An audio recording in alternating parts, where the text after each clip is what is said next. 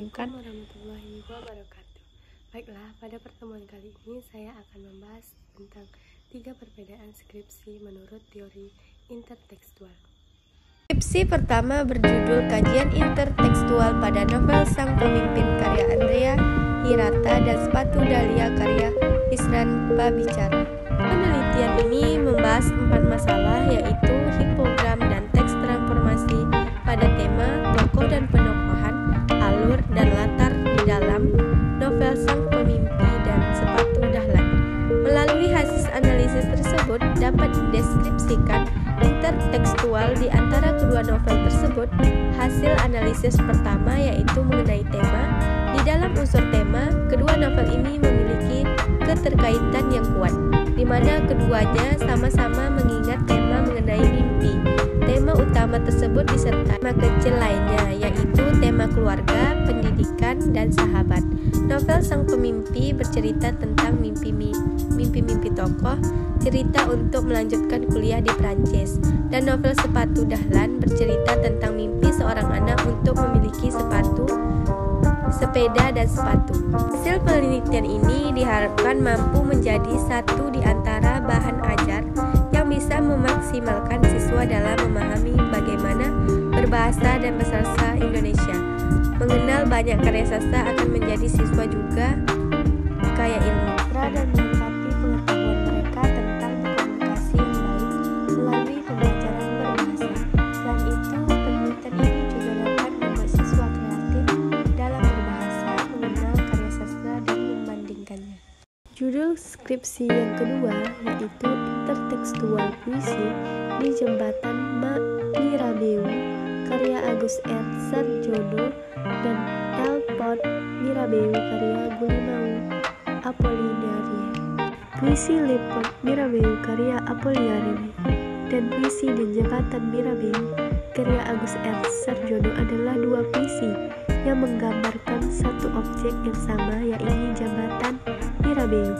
Puisi di Jembatan Mirabeau hadir sebagai tanggapan terhadap puisi Le Pot Mirabeau yang sudah ada jauh sebelumnya. Meskipun sedikit meniru puisi sebelumnya, namun perbedaan bahasa, zaman, latar belakang budaya, dan struktur puisi menyebabkan pandangan pendengar di mana yang dihasilkan masing-masing puisi tersebut sedikit berbeda. Secara intertekstual, kedua puisi tersebut memiliki kesejajaran makna yang mengalami ekspansi, konferensi, modifikasi, dan ekspres.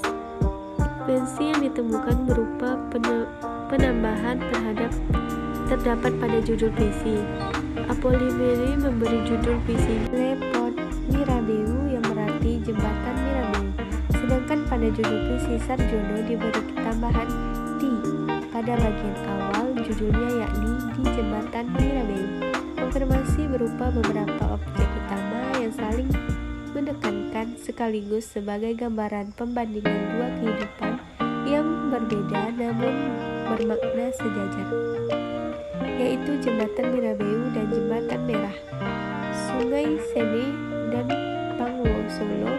Modifikasi dapat dilihat dari aspek-aspek atau bagian-bagian dari puisi Le Pot Mirabeau yang cenderung dihilangkan dalam puisi di Jembatan Mirabeau. Aspek yang dihilangkan dalam puisi Sarjono yang sekaligus menjadi beda kedua puisi tersebut adalah struktur puisi. Struktur tersebut meliputi Jono mengungkapkan cinta yang universal dan kerinduan terhadap tanah airnya menggunakan bahasa Indonesia yang diksinya lebih sederhana.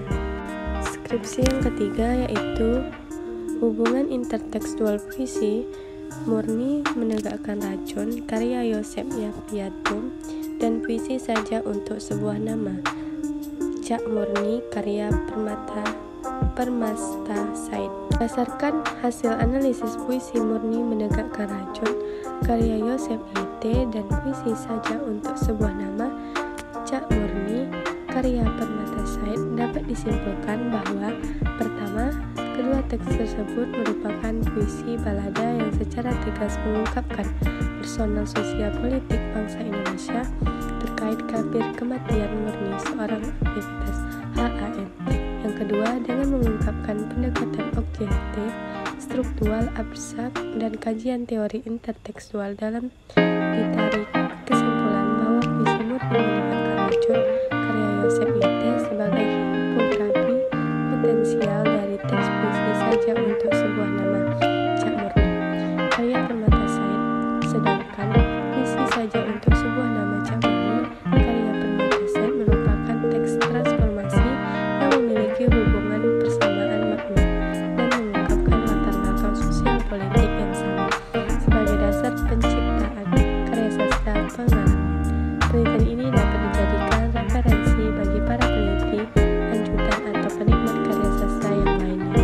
Melakukan penelitian terkait kajian intertekstual, penelitian sastra dan penikmat sastra perlu menyadari bahwa karya sastra akan selalu diciptakan mengikuti perkembangan zamannya.